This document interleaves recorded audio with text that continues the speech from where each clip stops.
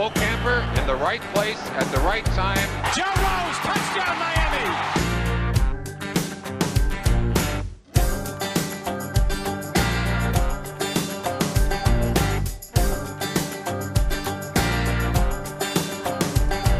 Joe, another Out to Pasture episode for us, and I think we got a good guy we've known for a long time, and the best storyteller yeah. of the Dolphins organization for such a long time. And the only problem with him is that he can't tell really good stories because he needs to protect some people that need to be protected. Not everybody is an ass clown openly like right. you and I, yeah. and like no, to don't keep mind, their stuff don't mind. Yeah. private. Yes. Yeah. So Stu Weinstein, he was with the NFL security, and then he became the first time we had security for the Miami Dolphins with Don Shula in '84, and 34 years. 34 years. So this is a guy that if anything happens, something happens with a player, good, bad, or indifferent, he's the guy that gets the first call, and he's the guy that had the privilege of making that next call to Don Shula, Jimmy Johnson, Dave Wanstatt, Joe Philbin, and a whole bunch of them, all down the road. But I thought I got to imagine the worst call was the ones to Coach Shula. Oh, I can't imagine. And by the way, it's year round. Yeah, because our knuckleheads got in trouble during the season and the off season, and you get that call, somebody been arrested and like out on the West Coast, and there's Stu right in the middle of it. Yeah, and look, he's kind of become an ambassador for the Dolphins and Dolphins alumni, and so let's bring in Stu Weinstein. Stu, welcome to Out to Pasture. You know, we're all out there. We're all out to pasture right now, and we've been looking forward to having you on here. And let me give you a review of him. You know, security office in the security office for the NFL, 73 to 84. You came to the Dolphins in 85, and you were through some good times with his football team, and the team was doing well, and a lot of stories, a lot of things happened under your watch, and so anybody that's looking for something that's really good, got a lot of good stories to tell, and some that you probably can't tell. Well, again, I've said this a million times. I was blessed. I was blessed every day, 34 years, 24/7 to work with the Dolphins and with NFL security. And this is my 7th year volunteering with the alumni. And, my history, I grew up, you could walk to my house and walk to my high school from the Hard Rock Stadium. I grew up in what's now called Miami Gardens. And, I was a mediocre high school football player. I didn't play a lick. My junior year, I was on all the scout teams. My senior year, I played, but I rotated and, I had no scholarship offers. And again, for me to have had this career was a blessing from God and from Jesus. Stu, I always wonder, I always call him the most intimidating man I've ever been in my life by far, not even close since and even before. And Coach Shula, so you go to work for Coach Shula, and a lot of times, Stu, you had to be the guy that had to give him in season or out of season the bad news about something that was going on. As you're going in to give him that information, just tell me what that's like, knowing what the reaction from Coach Shula could be for you. Well, again, when I first started, he told me, he said, I want to know everything that's going on, and you got to keep Joe Robbie informed because he's the one that's paying you. And I remember the first time I went in to give him some bad news, it was like I was the bad news. And as a matter of fact, it was in the morning. He had just come from Mass over at St. Thomas. So he's in there praying, and he comes in. This is probably about maybe 8 o'clock, 8:15 in the morning. And I go in there with the bad news. And again, I'm hearing all these MFs. And like I said, when I walked out of there, I thought, well, maybe I was the one that created the bad news. And I got to say this. At first, I would try and defend myself or the person, that I was bringing him the news for. But again, it was a waste of time. It was just a waste of time. I just lower my head and just nod and just take it. So let me ask you this, Stu. Late at night, the phone rings, and which of the calls did you dislike most? The first one where you found out what was going on, or the second one where you had to send the message out to the old man? Definitely the second one. The second one for sure. Now again, my first year, Bobby Monica and I both had to tell him one of your beloved teammates' wife got killed in a car accident on Ludlam Road, Charles Bowser. Oof. And Bobby actually got the call. And again, understand this: we didn't have any cell phones back then. The way you would get a hold of me was by my beeper. But for Bobby got the call, and he grabbed me, and we had to go tell Coach Shula about that, which obviously that's a lot worse than telling him about someone got arrested or someone is getting sued or whatever. And I realized after that anything moving forward I could put in perspective, because it certainly wasn't going to be as life-changing as that was. Stu, I don't know if it was you or because I got here in 1980 and the drug thing is going on with cocaine all over South Florida and everywhere in the country. I thought Coach Shula's awareness of everything that was going on was truly amazing. Whether it was coming from you, detectives, police chiefs, he would come in meetings sometimes and make reference to clubs to stay out of it. And I was always amazed how on top of Dayton Broward, for a guy that was a coach, a head coach, and a really good one that was so focused on winning games, was aware of everything. He was, again, I used to marvel watching him at practice when like during training camp, when you'd be going on both fields, and he could be 100 yards away from something and would see it. And it was the same thing off the field. I mean, where I would really get chewed out was if he did get a call from somebody else, and why wasn't I aware of it? And tell you a quick story. This was kind of humorous. It wasn't at the time, but I'm in my office. My office used to be behind the front desk at Nova. So I'm in my office, and it's in between practice and in between the meetings, and I'm taking a nap. And the door flies open. He comes in screaming at me, "Where's Tim Bowens?" And I said, I don't know. He said, "What do you mean you don't know? You're supposed to know." And it turned out Tim had been, they were pulling, they were like harassing Tim, they being his teammates. And he left. He ended up leaving. He was going to give his signing bonus back and go back to Mississippi. And so anyway, I was able to track him down with Drew Rosenhaus, and we got him to come back. And I told the players, the two ringleaders of who the guys that were harassing him, that, this isn't a guy you want to. But the point of all this is how am I supposed to know Tim Bow? I mean, the parking lot. I'm not sitting out in the parking lot. I'm in my office, and I'm supposed to know that the guy left. But that was Coach Shula. So so when you came in toward the end of my career, Joe still had another couple of years going, but we had no security. I don't remember anybody doing what you did up until you got there. So there's kind of a new thing, certainly for the Dolphins, for all of us, and for Coach Shula. So how did you figure out, look, as you said, you grew up down here, and you were you were associated with the police department, whatever, with your career before. So you had a network, and for you to be a guy that was down here, that lived here so long, that network had to be invaluable to you and invaluable for the team for what you were able to do. No, that's absolutely. I never would have made it without that. When I signed on with the Dolphins, I think 4 teams had in-house security. Yeah. I think it was the Browns, the Cowboys, the Oilers, and the Packers. And I knew these guys from my role with NFL security. And what happened was, after Super Bowl 19, about a month later, I got a call from Coach Shula, and he said, "Can you come out to camp?" So I, drove out there thinking, this must be, he either wants me to do a background check for him or a player issue. And so when I get out there, he brought me in, and he said, "What would you think about, switching teams and working directly for us?" And I said, "Yeah, I mean, again, you guys were still there. You had the Killer Bees, you had Dan Marino, you had the Marx Brothers, you had Nat, you had Joe, Bruce Hardy, Dan John." I'm thinking, wow, this is great. I'm going to get a Super Bowl ring. And so I said, "Well, is this going to be okay with Mr. Robbie?" And he said, "Well, I'm going to run this by him. And as long as you don't ask for an exorbitant amount of money," which I didn't care about. I was single at the time. I didn't care about. I would have probably done it and paid them. and so that's really what happened. And I just and I told Coach Shula, I said, "I'm going to have to kind of carve my deal, because I really don't know, what I'm supposed to do, what I'm not supposed to do."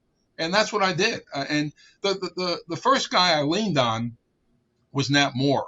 I knew Nat. I remember watching Nat. Nat was about 4 or 5 years behind me. He went to Edison and I went to Norland, but I knew who he was. And so I kind of went to him and kind of got an idea of what was going on. Speaking of Nat, I'm sure you guys are aware of this.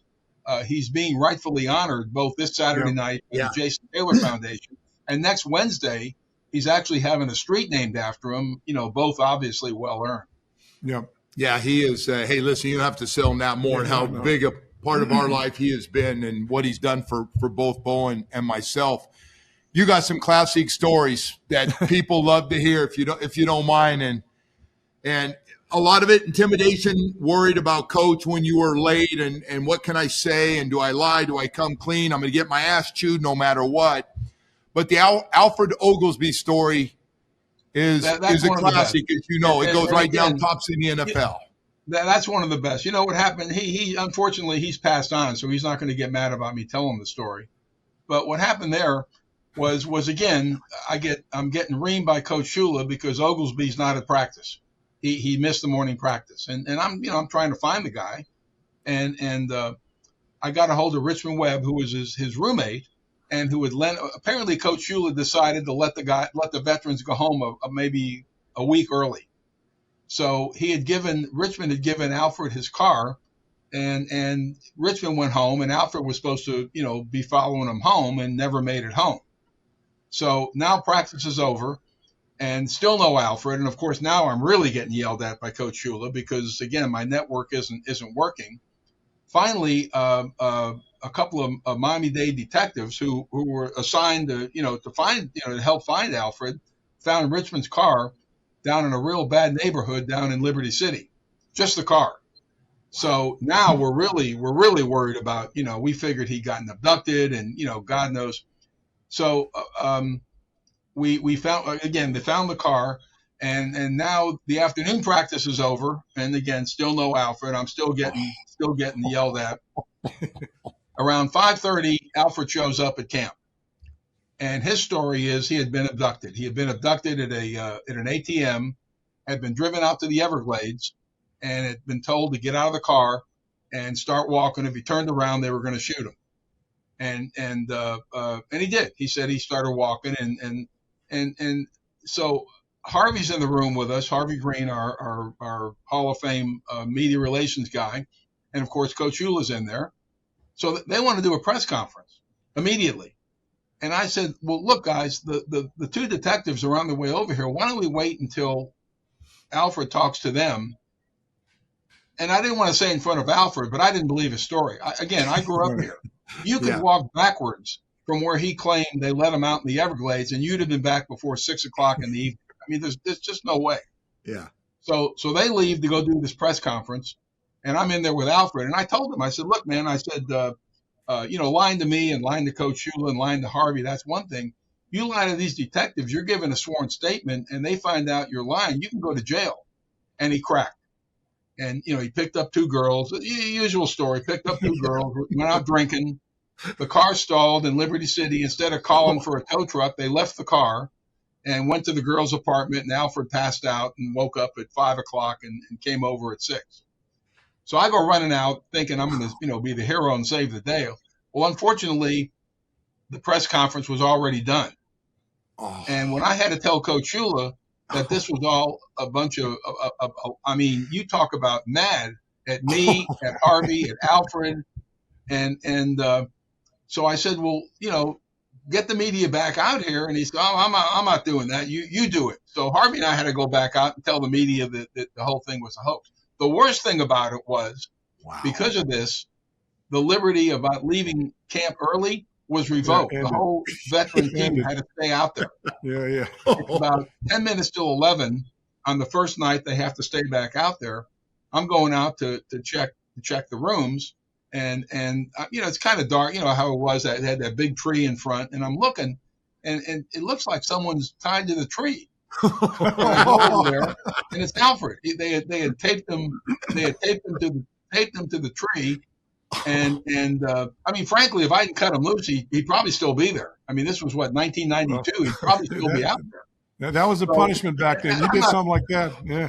I'm not very mechanically inclined, and I was trying to use the thing you guys use, the tape cutter, but the tape was too thick, so I had to break in the cafeteria and get a steak knife and cut the poor guy loose. and anyway, that was his punishment for having the veterans have to stay another whatever it was. You know how haywire that story went when I first heard it. That was a great one. When I first heard it, they said Alfred claimed that he was abducted by an alien, is what I had heard. No. Well, but as it went on, you realize it wasn't that. No, the story he told us, he said he pulled into the ATM, and he said it was two males. It came up. They obviously had their own car, and they made Alfred drive. Actually, what I didn't say was they went through about 2 or 3 ATMs. I guess you could only take out a certain amount of money. Yeah. So he had to go to like 2. He said it was like about $1,000. Wow. Hey, did the ending of the story, was he on the team much longer? Or was that just about it for him at that point?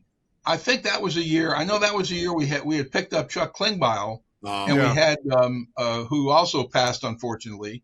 Yeah. And we had Sean Lee, who also passed, unfortunately. And I think that Alfred was let go that year, and I think he ended up going maybe up to Green Bay. Hey, Stu, I don't know how you can tell this, and if you can't, you can always take the fifth because you got so many great stories. I know a lot of them are top secret. The one guy that was constantly missed curfew or you caught after curfew, is there any one guy that's kind of top of that list that didn't do real well with the curfew thing and hoping that you would cover for him? No, I got offered. I mean, I was offered money to cover by several players, but I explained to him. I said, "Look, I'm not looking to get you guys in trouble. Believe me." I said, "But if I do cover, first of all, I'm not taking the money." I said, "But if I do cover, and it turns out you were out and I covered, obviously I'm not going to be out here anymore. I'm going to lose my credibility." Right. But no, I mean, again, I can't think of anyone that well, first of all, with Coach Shula, depending on who the player was, I mean, if a guy's missing curfew, more than one time, he's probably not going to be with the Dolphins. And that actually happened. I'm not going to use the names, but that actually happened at an away game with the Cowboys, where 2 guys broke curfew, and they got caught, and one guy got the biggest fine you could give, and the other guy got let go. Obviously, the one guy was a superstar starter, and the other guy was a backup guy. Hey, that was a great job telling that story right there. But again, when Jimmy came in, Jimmy worked his fines a little different. What Jimmy would do is he would allow a player, if he wanted to pay in cash instead of it being payroll deducted, he would let him pay less money, because he felt by having to take the cash out of his pocket, the guy might think twice about going out again the second time. Yeah. Yeah. But like I said, I mean, listen, cutting my teeth under Coach Shula is the best thing that could have happened to me. Yeah. Because after that, I mean, the other 9, 10 coaches, the interim coaches, whatever, I was able to deal with, because I'd already dealt with the guy that again was not only the best of all time, but was the hardest to deal with of all time. And it's funny, after he retired, our relationship became totally different. Renee and I would go over to visit him over in Indian Creek, or we'd see him at events. He would hug me and you want me to stay around. It was just a totally different relationship. Yeah. And probably for you guys too. I think we all had I agree, that. Stu. Me too. I felt the same way. At that time, when you were playing for him, you were always on edge, right? I mean, you were always on edge. Yeah. I mean, from the start to finish, and as soon as you walked into training camp, and as soon as you're in the meeting room, when you were anywhere near the football stuff, you were just on edge all the time, because you didn't know what was coming. But then afterwards, he became a friend. I remember we used to do Touchdown Club, and he'd come all the time. It was great. And then I did some other stuff for him. And hey, can you come MC this? And really became a friend. The other thing that really impressed me about him, I mean, you 2 guys were both, in my opinion, great football players. But you could be the 53rd guy on the team, and once you were done playing, if you legitimately needed something. He would make sure that it would get done. It wasn't just about the star players. It was about everybody on the team. And it didn't matter if you played the number of years you guys played, or Dan Marino playing 17 years, or a guy playing 1 year. I mean, he was there to help. Hey, Stu, some other great stories I've really enjoyed, and I love telling. And I can't tell them you were there for all of them. Don Johnson at the Orange Bowl, and during we had those great teams, and you guys were both still there. You were both still there. Yeah. This was the second Jets game, home game. We lost to them up there. I think it was like 23-7 on a Monday night, and we were 5-4. I mean, this was my first year, and this Super Bowl ring that I've already have sized, it's looking like we're not even going to get in the playoffs. So we're playing the Jets down here, and it's 150 degrees out. And at the end of the game, Dan threw a touchdown to Mark Duper. Mark made a juggling catch, and we ended up beating them. I think it was 21-17. So we're in the locker room, and of course that Orange Bowl locker room wasn't the most. It's not like the locker room the Dolphins are operating out of now. So we're in there, and Coach Shula's sitting there. He's got a towel over his head. He hasn't even gotten changed yet. He did his media responsibility, and Bobby walks in with Don Johnson, and brings him over and says, Coach, I'd like you to meet Don Johnson with Miami Vice. So Coach Shula looks up at him and says, Don, he says, you guys do a hell of a job out there. He says, keep up the good work. He said, we appreciate the fact you keep us safe. And I'm looking at Bobby. Bobby's looking at me. Don Johnson's looking at both of us. And Bobby says, well, no, Coach, you don't understand. This is Don Johnson from Miami Vice. It's a TV show. He's an actor. And I'm at Sheridan House, and I can't use the language Coach Shula used, but basically told him, Monica, I know what an MF cop, a Vice cop does. And Don Johnson was crushed. I don't know if you guys knew him, but he was an egomaniac, and he kind of limped out of there with his head down. We go up now we're going up to pick up, Dorothy was still alive, obviously, back then. So we go up to get her. She's up we took the elevator up to the top floor, and I'm telling her the story. And, again, for the people that didn't know, Miami Vice was probably what was on prime time on Friday night. It was like and if it wasn't the most popular TV series in America, certainly it was in South Florida. So when I tell her the story, she starts looking at Coach Shula like, how can you not know? And he told her, he said, well, if you remember, sweetie, Friday nights are date night. So we're never home on Friday night. And she goes, yeah, we are. We get home, we go have dinner, and we're home I watch the program. But he had no idea who that was. No idea. No. Hey, Stu, I got to ask you went through Hard Knocks, and it was just that, the Hard Knocks with Joe Philbin.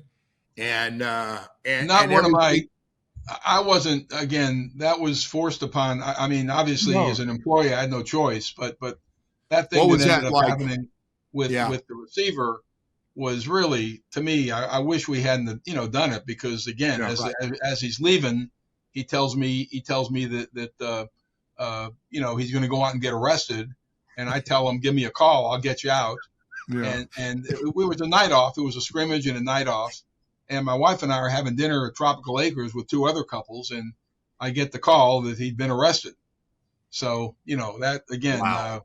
I wasn't one of, I was hoping they would, we had editing power, I thought, and I was hoping maybe they would edit that out, but they ended up not editing it out. And that was the end of the player's career.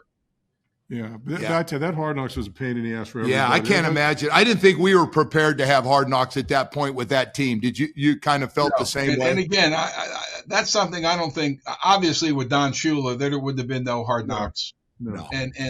Well, Jimmy, I'm not sure about, but Don Shula for sure, there would have been there. We wouldn't have done it. Hey, Stu, you've been you've been inside the places where people don't go with him, but you've been around this team for such a long time, and you've seen a lot of things. What are your favorite moments that you've seen throughout?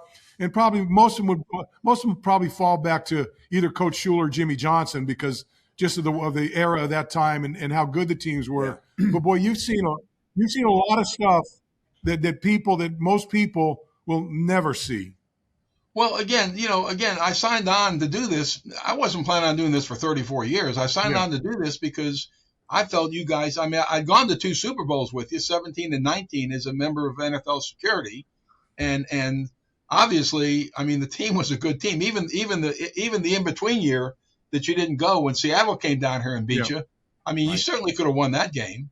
And again, it was not only just being around the team for that week at the Super Bowl. I could see why the team was real good. It wasn't, it was a lot about Coach Shula and his coaching staff, but he had a lot of smart guys on the team. And again, so I figured, I'll get in here. We'll get a couple Super Bowl rings. And heck, my first year, we end up coming back from a deficit with the Browns. We beat them. And now we got the Patriots coming in here, who we had beaten about 3 weeks before down here. So I'm thinking, and we beaten the Bears. So I figured, shoot, this is my first year. This is great. I'm going to get a ring. So, and that's the only disappointing thing of the 34 years. I mean, like I said, I was blessed every day to walk in the door. Even the 1-15 season, I that wasn't a real fun season for me. But 1-15 season. But again, I was still there. And the next year, I think we ended up going 11-5. But honestly, of all the things that I equate with my 34 years, it's the relationships. Yeah. It's the relationships I was able to form that I've been able to maintain. The alumni threw me a retirement party, and at the end of the evening, Nat and Anna Cruz, who was his go-to person back then, now it's Erica Simmons. They asked me if I'd be interested in volunteering, and I said, yeah. I said that'd be great, and so I've been able to continue the process. But like I said, the relationships and again, being a mediocre high school football player and doing this for 34 years, I mean, it was a blessing. Hey, Stu, I got to ask you, we talk so much, even now on the radio, how important background checks are. I always wonder, when you didn't have all that support when you first started and you wanted to get information before a draft, or how did you go about that? How difficult was it to get good information? Yeah, well, again, Joe, I worked as a private, I have no law enforcement experience, but I worked as a private investigator for 17 years. And we part of what we would do, again, we worked for the league and we would do background checks, and I became, very familiar, expertise, if you want to call it, with a public record search. And then once I got with the Dolphins, I was able to interview the guys. And fortunately, most of the players that I would research, and again, one year it was like 600 of them, I would have an interview with, and their agents would tell them, don't lie to this guy because he's going to find it out anyway, and then it's going to look bad for you. So that's really how I would get them done. And again, I'm not saying we wouldn't necessarily take a guy that was a good player that might have had some issues off the field. But I know for a fact a couple of times if it came down to two guys and one guy had issues off the field and the other one didn't, they would take the guy that didn't have the issues. Hey, Stu, so obviously our podcast is Out to Pasture. We're talking about aging, and we're not getting any younger, and so let me just ask you this: what was, as you're going on, and because you're traveling, you're on the field, you're moving in, you've got all that stuff to. Well, when did your first Out to Pasture moment where you felt like, wow, this is getting tough, or my back's? I know we've all had, you almost had injuries as much as us just from doing stuff you're doing, but your back, your knees, whatever. What started to kind of give you, some thoughts that, hey, this is kind of coming to an end here. In 2016, I got I inherited or got non-Hodgkin's lymphoma. Yeah. And I ended up going through 7 rounds of chemotherapy. And I told, Mike Tenenbaum was running the team then. And I told him, I said, I'm turning 70 this year. And I said, I probably have to start thinking about retiring. So we brought in Drew Brooks, who's done a great job. And, he's replaced me. Larry Jariga now helps him.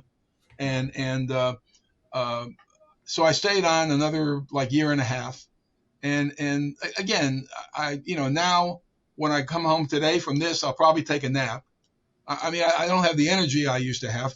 Fortunately, I've again been blessed by God and Jesus. I don't have the cancer anymore, but I do have stenosis, so I use a walker. And with the demands of what a security guy needs to be able to do, I just couldn't do. I mean, the backgrounds and stuff I can still do. But not the physical, the traveling and matter of fact, they let me go on a trip. I guess it was my next to last year, 2017. we went up to Philadelphia to practice against the Eagles and then played them in a preseason game. And I was worn out. I mean, just from making that trip. And now I'm going to be 79 November 1st. And again, it's like for players, it's a young man's game. Yeah. Yeah. Hey, Stu, there's been a lot of other stories. I got to hit you with one more. You got to share the Alex Rodriguez story, roaming around camp early on. Okay, that was our first year at Nova. And we really didn't – we moved in so late. Brian Wiedmeyer is the one that really spearheaded the getting this facility ready. And we moved in so late, there was really no time to get an SOP. So it's after practice one day, and I'm coming in. I was going to meet Coach Shula outside. We're going to go for our noon jog. And I see these two kids, young men walking around. And I just went up and asked them what they were doing. And both of them started giving me attitude, like, you know who this is? And I didn't know who it was. I guess Alex had been the number 1 draft pick for the Seattle Mariners. In baseball, Which, again, I wasn't listen, as a kid, I was like you, Joe. I followed baseball. I could tell you every roster of every team, but no, not in 1993. So again, I said, well, look, guys, let's go out to the lobby and talk about this. And they kept giving me attitude. So we finally walked outside, and not Alex, but the guy with him, who turned out to be his cousin, jumped me from behind, like, jumped on my back. And I, quickly kind of rolled him off. And Mel Phillips was in the parking lot, our defensive backfield coach, and a tough guy, as you guys both know. Oh, yeah. He, played safety for the 49ers for 10 years. Yeah. He comes running over and, to kind of make sure that Rodriguez doesn't get into this. And so now Coach Shula walks outside and goes, what the hell's going on out here? and it turned out one of the players had invited them to come out to practice, but they weren't supposed to be where they were. They were supposed to, be in the VIP section and not wandering on through the building. So that ended up being my Alex Rodriguez story. Any punches thrown out there, Stu? Did you get a left in there or something? No, the cousin, like I said, I rolled the cousin off, and I was starting to work on him. But I was kind of watching Rodriguez too. But once Mel came over, Rodriguez didn't want any part of it. He just kind of stayed back and didn't, he wasn't really interested in I don't know about me, but he wasn't interested in tangling with Mel. Well, you talk about Mel. I just got to, Joe and I grew up with Mel Phillips as a 49er. And the one thing, when I first saw Mel down here, I was so happy that they hired him as a coach. I said, Mel, I watched you play when you had two broken wrists and you played the entire season, didn't miss a game. Well, let me tell you what else Mel did, and this is even more unbelievable. When he was in college, they had a sit-in. I think he went to North Carolina AT&T or something, and this was in the civil rights era where it wasn't real good to be involved in sit-ins. And Mel told me, he said, I went, I didn't care. I mean, again, that was not a man to trifle with. No, he said it's good. And I always think he always talked about Jimmy Johnson. Bo and I, of course, grew up San Francisco 49er fans. So what was John Brody like and Gene Washington? And he was great. No, I say Mel was, you look at some of the guys that he coached and their careers. I mean, he was the best. I know they don't have a Hall of Fame for assistant coaches, but him, Bill, the guy that you played under, Bill Arnsparger, John Sandusky. I mean, these guys, it's too bad. It's just too bad the NFL doesn't recognize those guys. So for the better part of your career with the Dolphins, you were the only guy. Now I walk around there and they got a dozen guys coming on the trips, and they got they got them stationed on every floor in the front doors, and it's like, I mean, they brought like a whole police force, it seems like. When you go on the road. What happened, even at home. I actually got that role in after that incident I mentioned about the superstar and the backup player getting in trouble in Dallas. I went to Coach Shula and I went to the Robbies and I said, look, what we're doing is we're asking hotel security to watch the player floors, because I can't stay up all night and walk 2 floors. It's just not going to work. So I said, what would you guys think if I can? They'll do it nominally. It's not going to cost a lot of money, and I'm going to start bringing. And they said, fine, whatever you want to do. And that's really 89, 90s when I started doing that. And like you said, now it's where, again, it's a needed force. And then after 9/11, where we had to start screening everybody that was going on the trips and the LEOs. I call them LEOs. I mean, they were, off-duty police officers and guys that I knew and guys that I trusted. They started doing that. They started screening the passengers as per TSA requirements. Hey, Stu, what was it like? International football starts, and all of a sudden your job is now even more, getting guys ready, getting where everybody can travel across the ocean. What was that like?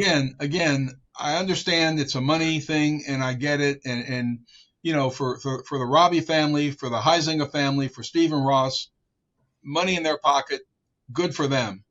But that was not a fun off season to have to do, passports. For Mexico and Japan, we had to do visas, which is another story. And then, of course, the week we're leaving, we're always bringing some guy in that doesn't have a passport that we have to, facilitate. And just, again, after 9/11, just the fear of traveling. I mean, it's bad enough having to go to New York, let alone going overseas. But again, it's part of the job. And that's where the Leos really, really came in to earn their kudos, because they were right there with us. But as those trips have gone on, it's not only getting out of the country, but when you get over to wherever you're going, whether it's Frankfurt, whether it's London, whether it's Madrid or wherever they're going, you got to deal with their people over there getting your guys in to their country. Oh yeah. Well, I'll tell you another quick story. I mean, I can tell this story because it doesn't involve any, and I'm not hurting anybody, but when I went over, I used to have to go over for what they call a planning trip. I'd go with usually the operations guy. And when we went over to Tokyo, which was a great trip, I mean, they really took good care of us over there once we got there. But they had a guy come in from the, I guess the ambassador's office, some federal guy. And he told us, he said, this was 1991. And he said, you tell your guys now, the last thing they want to do is get arrested over here for drugs. He said, there's no due process. You sit in jail till you go to trial. He said, and the penalty can be up to 20 years. So I said, look, would you do me a favor? When we get here, we're going to have a meeting. We're going to have a team meeting. Would you come in and explain that to the guys? Because I know darn well some of the guys were bringing drugs, and that would have been, again, a total disaster, obviously, to have somebody arrested and have to stay over there. But again, the good part about the trips was NFL security got involved, who I had worked with, and they always made sure that it was going to be a doable trip. And the guy that's in charge of that now, the guy that I work with was Ed Du Bois. The guy that's doing it now is Steve Cady, and Steve and I are best friends. In fact, I do part-time work for Steve's company, usually background checks. And they made sure that the trip is going to go as well as it can go. But again, we as you guys both know, we just live in a different society now. Stu, it's great having you on. I just want to there's one thing I want to ask you about your experience and your relationship with Coach Shula, which was a long relationship. Philadelphia, where he breaks the record. Pretty cool. That had to be one of the on-field moments that sticks with you pretty hard, huh? No question about it. I mean, that was a great day. We were playing with about our fourth or fifth. That's the year Dan went down. Yeah. Right. Scott Mitchell took over. He went down. We ended up playing with Doug Peterson, who became a Super Bowl winning head coach, and I think we beat him like 19-13. But it was just being part of that. I mean, being around Don Shula. When you think about that, I mean, and I'm hoping Bill Belichick has a successful career at the college level and doesn't come back to the NFL to beat the record. And I'm hoping Andy Reid, before he gets too close, he retires. Yeah. But again, that was definitely a special day. And actually, that year we ended up, if you all remember, we were 9-2 and looked like we were on our way to the Super Bowl, and unfortunately lost our last 5, 6, 7 games. That's right. Stu, this has been great, man. Yeah. Can't thank you enough for coming on. You got so many great stories. Always here with a lot of love for you guys. I appreciate what you guys do, not only when you were playing, but what you guys have done in the community. Thanks, Stu. Man, right back good. at you. Yeah. We feel that way about you, Stu, for everything you do for everybody, bud. You've never stopped being a giver, man. Thank you. For what you've done, I think you certainly made a lot of friends along the way. That'll never forget you. And look, every time I see you, I'm happy to see you. Hey, Stu, we got to keep you around a lot longer. You keep fighting, thank you man. both, and I'm looking forward to your steakhouse, Kim. All right, we'll do it. Thank you. Thank you. Bye-bye. All right, a lot of stories, and Stu, like us, Sevy's talking about when he's 79 years old. I think he's 80 or something now, or close to that, and still going, still participating, doing what he can do. And so he stays active, Bo, and that's made the difference. Like he's really involved with the Dolphins, and he's sharp as can be. Yeah, I mean he doesn't miss a beat on his stories from like 40 years ago.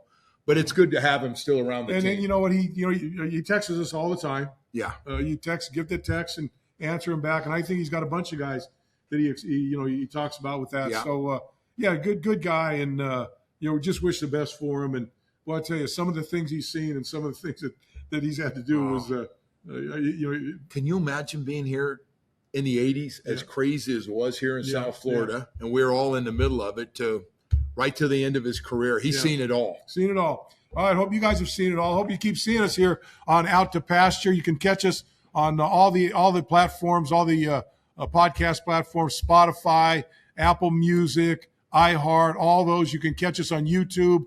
Like us, sponsor or subscribe to us. Do all those things. And I keep telling you, Joe, I think we're going to have a surprise next time. I keep telling about it. We're going to start doing some giveaways. I think I got something. I found the right item to give us the good giveaway that we wanted. So you're going to have to come back and check us out the next time we come on. You're looking at me kind of funny with the way you're doing that. Like I had something to do with it. You did have something to do with it. And you'll find – look, you got to come back. If you want to hear how it happened, come back, because Knucklehead – I'm not going to call him Knucklehead. No, getting old sucks, Bo. No, it's not getting old. It's not getting old. It's just – it's the vehicle that you use – to get it started. But we'll do that next week. So, hey, next time we're on, you got to come and catch us Out to Pasture. Thanks for following us as much as you do, and we'll see you next time.